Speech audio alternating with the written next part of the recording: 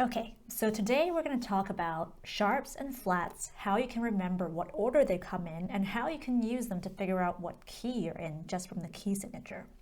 So I'm going to use treble clef because I play violin, all my students play violin, and that's just the one I use.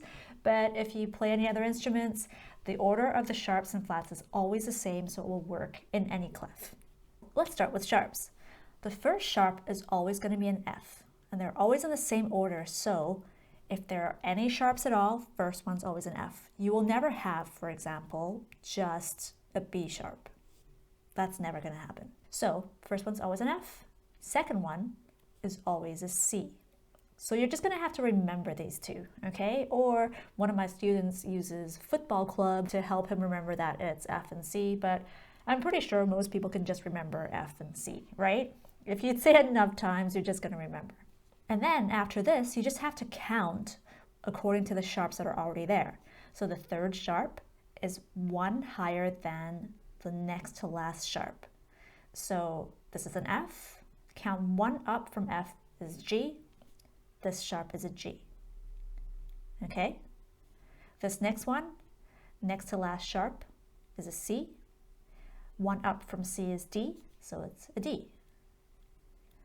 This next sharp, the next to last sharp is a G.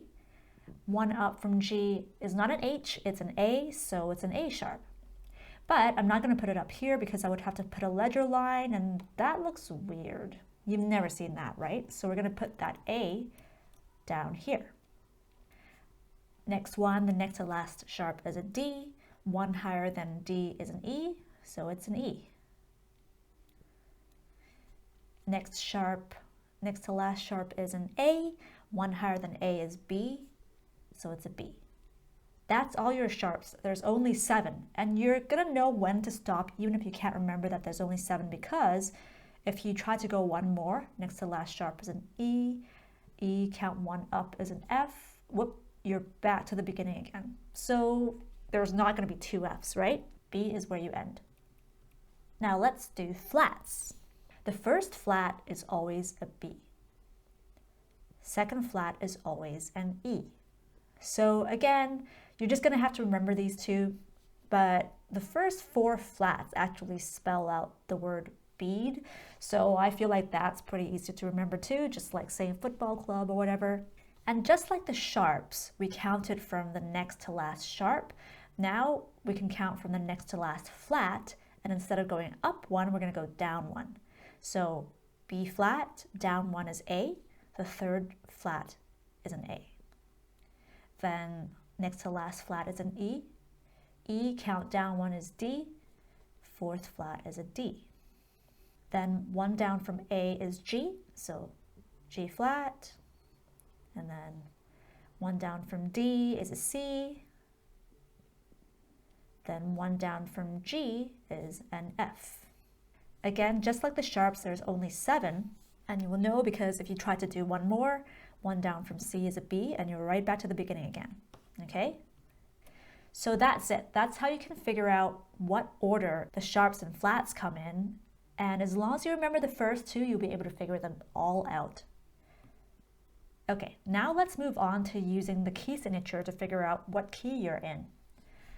When you're using sharps, whatever sharp is at the end of the row, you count 1 semitone up from that, and it's that key. So let me explain what I mean. So let's say there's 1 sharp. It's an F sharp. You take F sharp and count 1 semitone up from that, and it's G, G major. So if you don't know your semitones, you can always use your violin or maybe the piano keyboard, and you can figure out what the next semitone is. So if you're on a piano, F sharp is the sharp that we had. 1 semitone up is the key that's right next to it, which is this one, G major. If you're on the violin, F sharp, 1 semitone up from it, no spaces, G major. Okay, I'll show you a couple more so you can really get the idea. If it's F and C, the last sharp of the row is C. So you go to your violin, you can play a C sharp. 1 semitone up from a C sharp is a D, so it's D major. On the keyboard, same thing. You got a C sharp, One semitone up from that, right next to it, is a D, D major.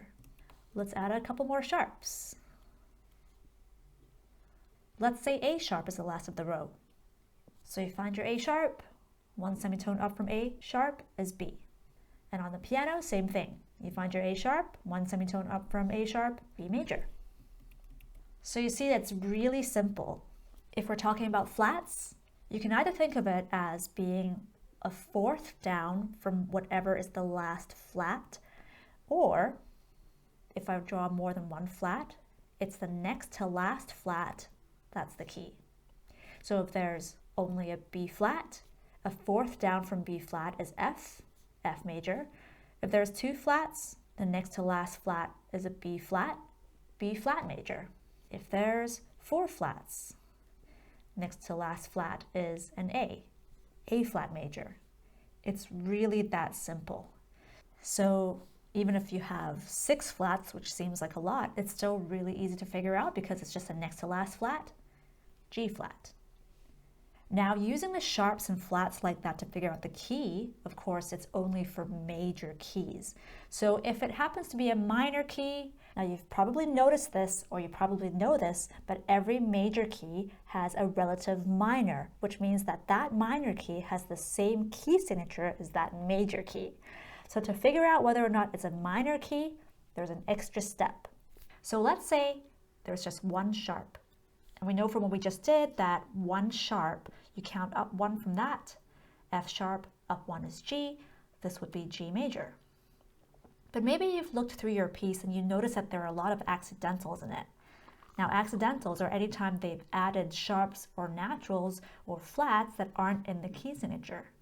It's a good clue that maybe it's a minor key. So if you take that first note of the key, the G, and count up a major sixth, so you go 1, 2, 3, 4, 5, 6, it's an E. The relative minor to G major is E minor. And how to double check that, all minor keys will always have a semitone below the top note. So if it's the E minor, one semitone below an E is a D sharp. And you can check that on your piano sheet too. One semitone below an E, D sharp.